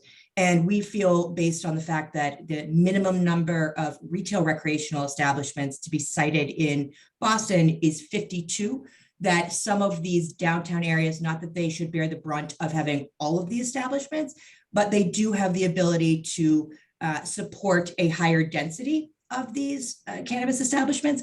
That actually, at the end of the day, there is a benefit, because when you see an increased number of these, you actually see less of the queuing lines and things of that nature that we're going to get into today. And we do think that our proposal and what we're looking to do at this location is different in a number of ways. One of the things, before I introduce the project team, because they're far more interesting than I am, and I think it's more important for you to hear from them. One of the things I want to highlight is this is not just an equity, a Boston certified equity. This is a group that is entirely locally owned and came together organically based on where they're from, who they are, and what their various areas of expertise are. I also think one of the really interesting things about this proposal, that's not something that I had actually learned about until I was introduced to this team, is that there's also a focus on the research component. Through Gosder Charles, who's one of our principals, who you'll hear from in a moment, his relationship with other former NFL players, we're actually partnering with Calvin Johnson and a well-known Institute of Higher Education that I will not name here, that is currently conducting a series of studies and trials about the medical impacts of cannabis on things like CTE, chronic pain, and as a substitute to opioids. And that's not just an aspirational goal of this group. So that's something that they're actively in conversations with the folks behind that study. And I think that's a really unique thing that this group brings to the table. So with that, I'm going to introduce Gosder Charles, who is going to kick off the overview of who the team is. Gosder? Thank you, Les, and thank you guys for your time. My name is Gosder Charles. I'm the founder of the Gosder Charles Foundation to support the local communities by improving the lives of underserved and underprivileged kids in the area. Prior to that, I'm also the CEO of Bastion Companies, an MWBE company, and also a former CEO of Eagle Development Partners, which engage mostly in real estate and commercial, in real estate development, commercial or residential. I was fortunate enough to be awarded the President Biden Lifetime Achievement Awards this year with our many humanitarian trips we've done here in the U.S., Haiti, Jamaica, and Costa Rica, to name a few. I grew up in Somerville, where I excelled well in sports, which helped me earn a full scholarship to attend Boston College, where after BC, I was fortunate enough to get drafted in the first round by the Detroit Lions, where I was selected 17 overall, where I spent 5 years in Detroit, 3 in Indianapolis, and 2 in Tampa. Like most athletes, they usually retire where they finish playing the last seasons, which was Tampa. Tampa was a great place for that, but it was somewhat personal for me to somewhat come home and finish some of the work that I've been doing in my community with the kids, my foundation, and my company. After being back home, I partnered with a few companies. One of them, to name one of them, BGI, which we were awarded a parcel here in the Seaport to help them out somewhat, close the gap on what's been going on here in the city with the congressman, the councilwoman earlier was talking about what's going on in Boston as far as the MWBE companies going under while everyone else was working. But through our project, being a partner and being a minority partner, the first thing I asked my partner to set up many JV partnerships.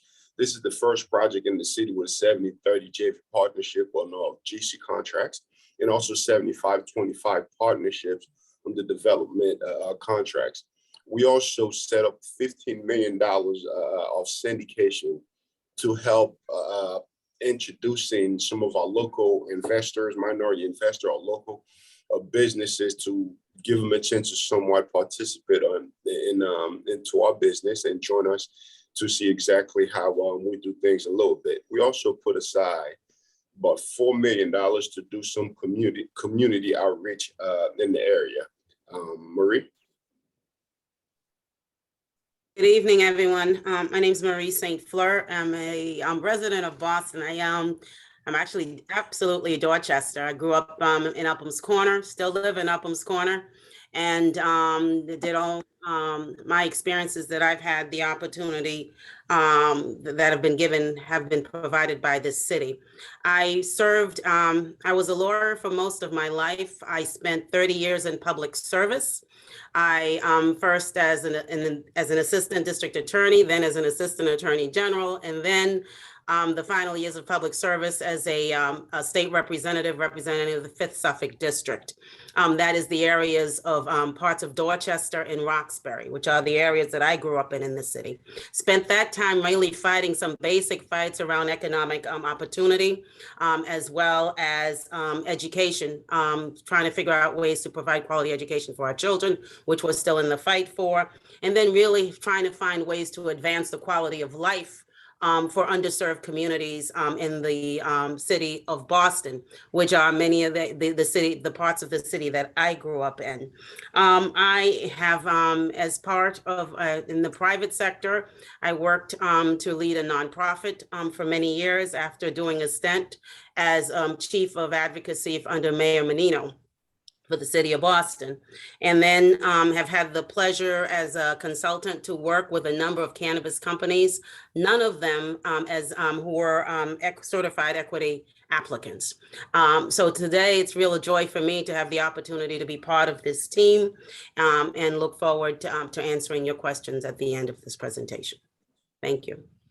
Thank you, Marie. And on our next slide, we go over a little more information about what Gosder's Foundation, which dates back to 2009, has accomplished. I know it's already been a long night for everyone, and you can see these slides, but I think this gives you a very good idea of the fact that this isn't just a group of people who are aspirational in giving back to the community. They have a proven track record of giving back to the community. And I actually I know Gosder from Somerville from when I was young and was an aide to Mayor Curtatone there. And Gosder, I met because he had played football for him. So, we have a long connection going back. I'm now going to introduce Keelin Louijeune, who's going to introduce himself. He is one of the co-owners and will also be on the ground managing the establishment, should we be granted a license. Keelin? Hello, everybody. Nice to meet you all. Thank you for giving us the time to present today. My name is Keelin Louijeune. I was born in Boston, grew up in Lynn. I'm the proud son of Haitian immigrant parents. They immigrated to the States in 1984. I attended Salem State University, where I earned my bachelor's degree in business management. Throughout my time in high school and university, I've been working with my father, helping him run his shop, which is Beaujay's Tailoring. We have a tailor shop over in downtown Boston. He's been there now for about 23 years. So, the experience I've had, helping my father and watching him serve and continue to serve the people of Boston for the past 23 years has, really inspired me, to follow in his entrepreneurial footsteps, if you will, and open my own business as well. During my time at the shop, I've had, the great pleasure of meeting some great people. One of them being Goss Desharlis, my partner, one of my partners on this. And, him and I, we've been working for about 3 years now at his company, Bastion Companies, where I've helped him with his foundation, setting up charities for children in Boston and the greater Boston area. And, also with real estate developments. And I'll pass it on to my other partner, Paul. Hi, everybody. Thanks for taking the time today to meet with us. We very much appreciate it. My name is Paul Holian. My background is slightly different. I spent the first 15 years of my life in corporate finance in the city. Started working at the First National Bank of Boston, if everyone remembers that place. And worked through all the consolidation, Fleet Boston, Bank of America, and then spent several years at PricewaterhouseCoopers. And then in the early 2000s, wound up leaving the finance world and started a business in the hospitality space. And I've spent the last 15 years in hospitality, building bars and restaurants, and I own a bowling alley out at Patriot Place called Splitsville Lanes. And so I've got a lot of experience operating retail and heavily regulated environments, the liquor space. My role in this partnership is with this group of people is to support them with my 25 years of experience of finance and operations, and do what I can to make sure the business is a successful business long term. Thank you. Thank you, Paul. And when I say that this is a group that came together organically, Paul and Gosder have known each other and been friends for, I think, about 15 years. They've been business partners in other ventures. And as you can imagine, as a former NFL player, Gosder couldn't just walk into any store and buy a suit, and actually met Keelin's obviously through his dad's tailor shop and cultivated a relationship and brought him on with his team, which, I think were very unique in that the investments aren't coming from outside of Massachusetts. This is a locally owned and operated proposal, which is something that we are very proud of. So I'm now going to move on to this specific location and ask Keelin to go over what was so appealing and why we think 200 High Street is a great location. Thank you, Leslie. 200 High Street is easily accessible by nearby public transportation that is frequented by Boston's commuter population, including South Station, which is less than a 10-minute walk away, and the rapid commuter bus lines on Federal Street, and Blue Bike hubs, which there's a bunch that they're putting and they continue to put around town, including one across the Greenway at Rose Wharf. We anticipate that the majority of our customer base will be workers from downtown, the Seaport, and Fort Point, who will stop by at our establishment, on their way home after a long day's work. Employees will be incentivized to use public transportation with public transit subsidies that will be given them. This area of downtown, it's been hit very hard by the pandemic, with a number of vacant retail storefronts and businesses struggling to make ends meet. Our facility will provide much needed foot traffic to, nearby retail, service, and food establishments. For those who are driving, there is ample garage parking within 1 block of this location. This location is easily accessible from major roadways, so consumers who wish to drive themselves will be able to do so, quite easily. As easily accessible as this location is, there will be no disturbance to any nearby residencies, which are admittedly few and far between. Our proposed hours of business are standard retail hours, and we will take ample measures to, ensure our operations and our customers, do not disturb our neighbors in any way. Thank you, Carlins. And I think you can see from this graphic when you're looking at the proposed location and the other approved cannabis establishments to one of the points we were making is that we are moving away from the other approved cannabis establishments in this area. And we do think that there is a need that this location specifically could meet. And then you can also see other examples of where multiple establishments in other commercial areas have been approved. So just to walk through the floor plan, one of the really great things about this location is that there is ample space to ensure that there is no queuing outside. And obviously that's one of the biggest concerns in terms of quality of life is that potential for queuing outside. So this is approximately 9,800 square feet located on 2 levels. And this gives us, based on its location, a really unique ability to offer 2 different experiences. The first is your traditional retail experience, which are for those customers who come in just like you would in any retail establishment, come in, browse, make your purchase and leave. And that would take place coming in and leaving from the high street side.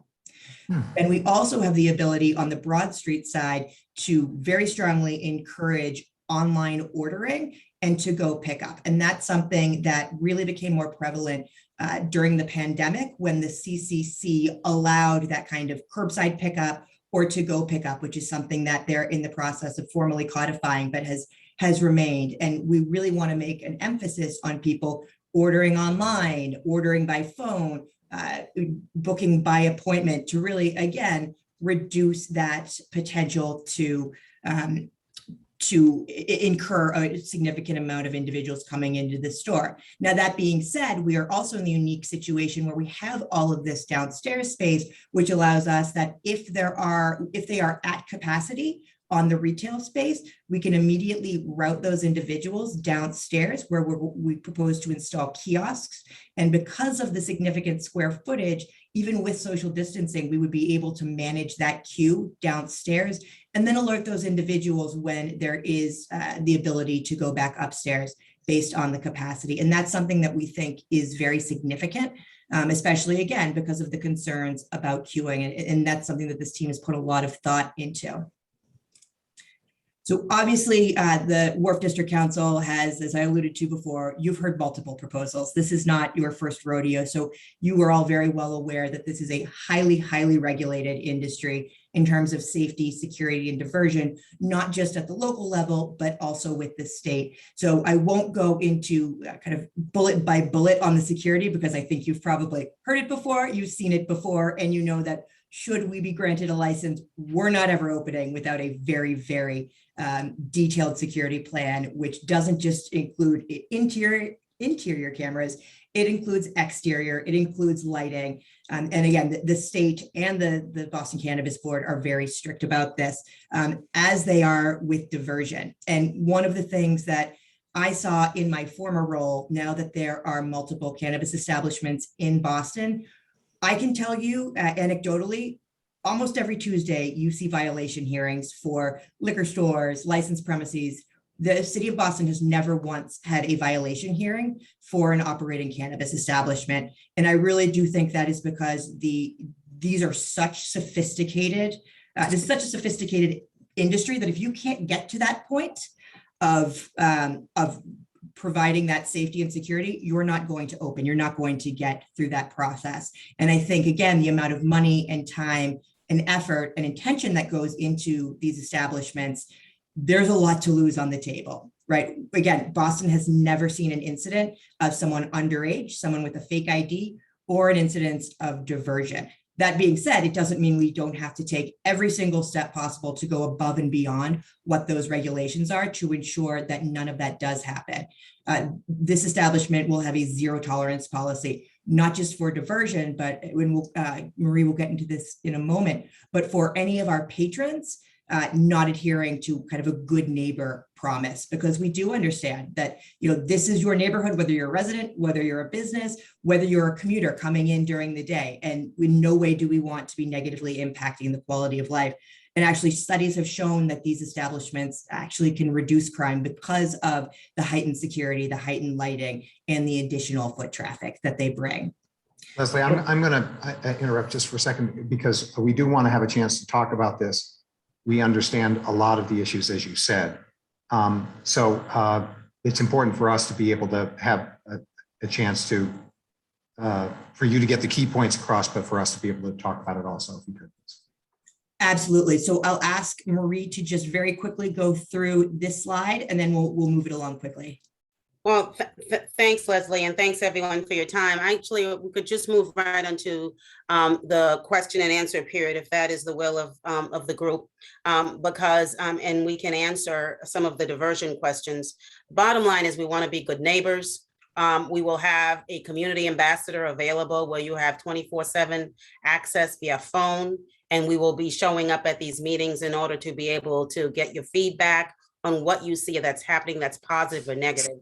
And the zero tolerance policy is from day one, because if you're walking into our store as a customer, you're going to have to sign a pledge that really lays out much of what Leslie talked to you about. In terms of public consumption, none.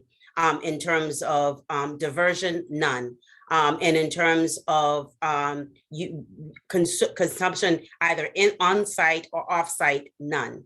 And should we become aware of that, then you would be banned from our store, and that would be a lifetime ban. So happy to respond to any questions that you may have. Thank you.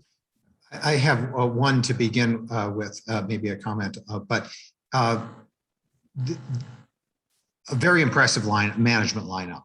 And congratulations to all of you for putting together such a solid group of people. There's there are different aspects of the management team, needless to say, one of which is the operating day-to-day maintenance side of operating side of things. Is my assumption correct, Paul, that you're because of your experience with the restaurants and so forth, that you're the operating, you'd be sort of in charge of operations? Is that? No, I don't think so. I mean, I think I'm going to lend my experience where applicable. I think Carlin's is really the individual who we're going to task with running the business. And we will look to hire, obviously, more experienced cannabis-specific managers as well to assist to this. But I think Carlin's the face in the operations of the business. And I'll help where I can. Great.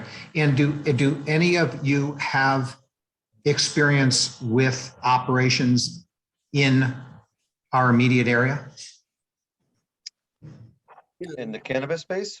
No, in restaurants or hospitality or anything like that. Yes, I do. I own a bar. I'm a partner in a bar and restaurant on High Street.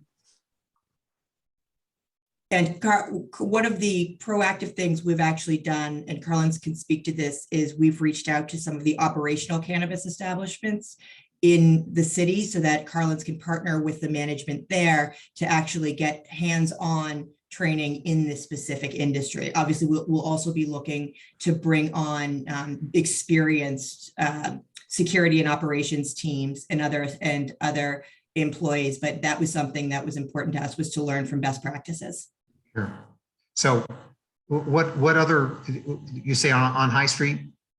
Yeah, I'm a partner in a bar, a live entertainment bar called Howl at the Moon, High Street. Gotcha. All right, thank you. There are, obviously our concern is proximity, as you said right at the beginning, Leslie. But what other questions do people have? We in the past we've entertained these applications, and we've come up with a series of questions that we've asked people to answer so that we could follow up with our decision. based on responses that we get to those questions. But what other questions do people want to ask now?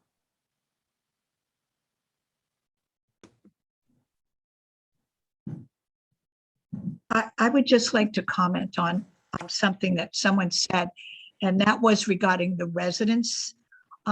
Someone said that that their residents are few and far between. I don't really think that's an accurate portrayal of the neighborhood. Broad Street alone has 2 condominium associations, Broadlux and also Boulevard. And also you have across the street from High Street, you have the residences at Rose Wharf and Harbor Towers. So, and that's just to name a few. So I think you may not be aware of the number of people who actually live in this neighborhood. It is not a business only area or entertainment only area. So.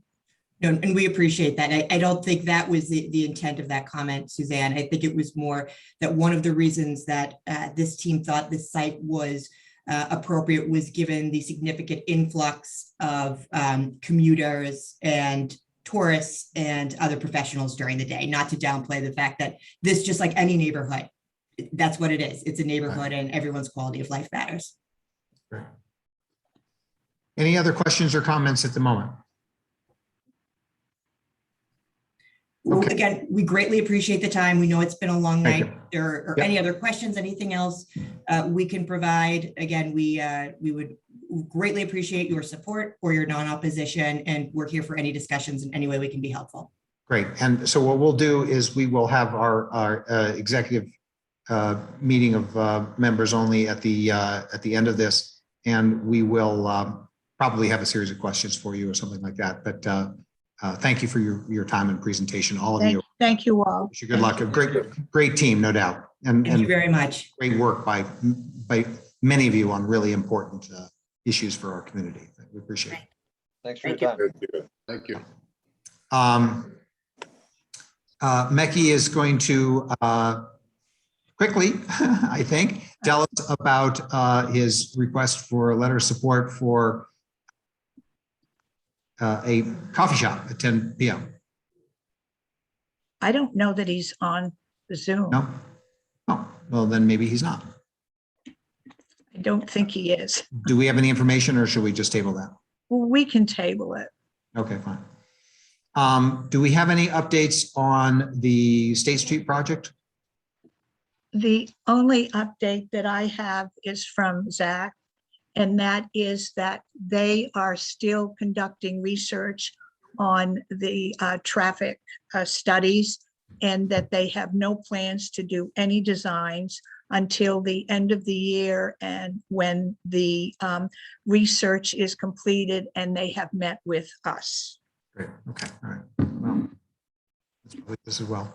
I think Joe brought us up to speed on what's happening with the. Oh, you want to talk about the bid proposal for Long Wharf and Central Wharf cleanup, do you, Suzanne? Just a quick update. Some people may not be aware of this, that the BPDA put out a bid for maintenance and landscaping of Long Wharf and Central Wharf. This will be doing cleanup, snow removal, all of the things, cleaning the trash cans and maintaining the area. So that bid has gone, proposal for the bids have ended on October 15th. And we're just awaiting to see who will get the contract, and they will be in touch with us regarding that.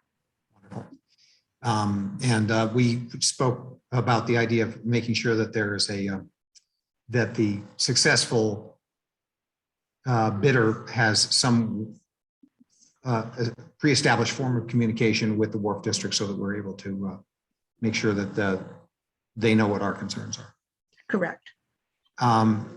I've talked about the Climate Resilience Task Force RFP that's about to go out. Any other comments that anybody has, please make sure that you get them to Suzanne and me, or me right away, because we're about to send those out. Anything else before we go into executive session? Joanne, yes, ma'am. Thank you. I just take a minute. I know this is late. I just wanted you all to know that I've just started to work on the possibility of midnight New Year's Eve fireworks. I contacted the city and there's no restrictions for that.